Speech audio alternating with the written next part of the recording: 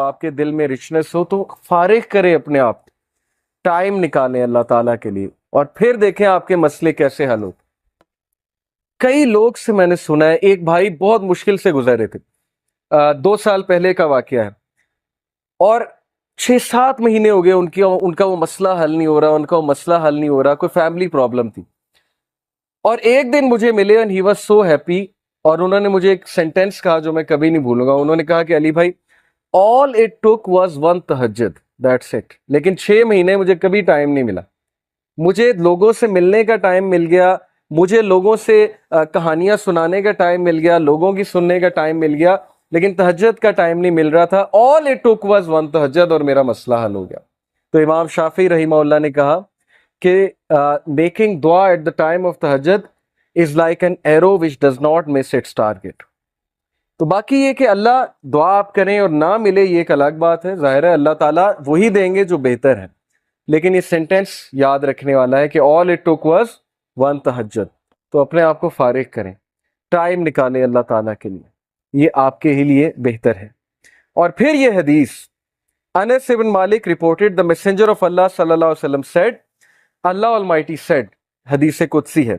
O son of Adam, if you call upon me and place your hope in me, I will forgive you without hesitation۔ اگر تم hope میرے سے لگاؤ گے، امید میرے سے لگاؤ گے، تو میں تمہیں معاف کروں گا، without any hesitation میں تمہیں معاف کروں گا۔ O son of Adam, if you have sins piling up to the clouds and then ask for my forgiveness, I will forgive you without hesitation۔ اور اگر تیرے گناہ آسمان تک جا رہے ہیں اور آسمان کی طرح پائل اپ ہو چکے ہیں، کلاؤڈز کی طرح، یعنی اتنے سنز ہو چکے ہیں کہ تم اسراف کر چکے ہو، اور تم مجھ سے معافی مانگو گے، میں تمہیں معاف کروں گا، لیکن سچے دل سے توبہ کرو گے، میرے پاس آؤ گے، میرے سے بات کرو گے، مجھے ریکگنائز کرو گے، تو میں تمہیں معاف کروں گا۔ تو کویسچن یہ ہے کہ کیا ہمارے ہوپس اللہ تعالیٰ سے لگے ہیں یا ہمارے ہوپس کریشن سے لگے ہیں؟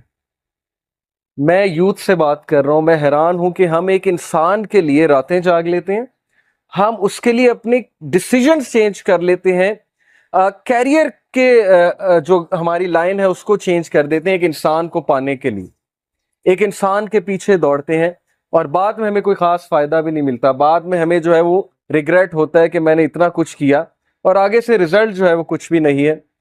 تو یہ ہیں وہ مثالیں جو اللہ تعالیٰ ہمیں قرآن مجید میں بتا رہے ہیں، حدیث میں بتا رہے ہیں کہ تم میرے سے امید لگاؤ، تم میرے پاس آؤ، تم میرے سے مانگو، پھر دیکھو کہ تمہارا مسئلہ حل ہوتا ہے کہ نہیں ہوتا ہے۔ اور امید لگانے کے حوالے سے ابن تیمیہ رحمہ اللہ لکھتے ہیں، ان کی ایک کتاب ہے kalamullah.com پہ آپ جائیں تو وہاں پر ایک کتاب ہے ابن تیمیہ کی، I think relief from distress, yes exactly یہ نام ہے، ریلیف فرام ڈسٹریس، کے ڈسٹریس سے ریلیف کیسے ملنا ہے، اوکے یہ کتاب ہے۔ وہ کتاب اس آیت کی تفسیر ہے، لا الہ الا انت سبحانک انی کنت من الظالمین، صرف ایک آیت کو پکڑا ہے ابن تیمیہ نے اور پوری کتاب لکھ دی۔ اس میں وہ ایک بات لکھتے ہیں کہ اسلاف جان بوجھ کر یہ دعا کرتے تھے، یہ بھی ایک دعا تھی ان کی کہ ہماری دعائیں ڈیلے ہوں، ہماری دعاؤں کی قبولیت ڈیلے ہو۔ اب یہ ہمارے لیے، ہم جیسے لوگوں کے لیے جو دنیا میں بہت ڈوبے ہیں، بڑی عجیب بات ہے، ہم تو چاہتے ہیں یوں دعا قبول ہو، میں اللہ سے مانگوں اور چیز میرے سامنے ہو، چاہے وہ میرے لیے بہتر ہے یا نہیں ہے۔ اسلاف کہتے تھے کہ ہم جان بوجھ کے وش کرتے تھے کہ دعائیں ڈیلے ہوں، کیوں؟ کیونکہ جب بندہ دعا کر رہا ہوتا ہے اس کا تعلق ہی اللہ سے اور ہوتا ہے، تو وہ اس تعلق کو انجوائے کرتے تھے کہ ہم تکلیف میں ہیں، ہم کسی ڈسٹریس میں ہیں، بس ہم دعائیں کیے جائیں، تو یہ تعلق انہیں بہت لطف دیتا تھا۔ یہ ایک بہت ہائی لیول کی بات ہے۔ بتانا میں آپ کو یہ چاہ رہا ہوں کہ دیکھیں مصیبتیں آتی ہیں،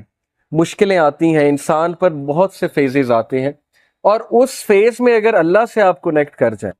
تو یہ آپ کے لیے خیر ہی خیر ہے، اور اس فیز میں اگر اللہ سے دور ہو جائیں تو پھر یہ شر ہے بہت۔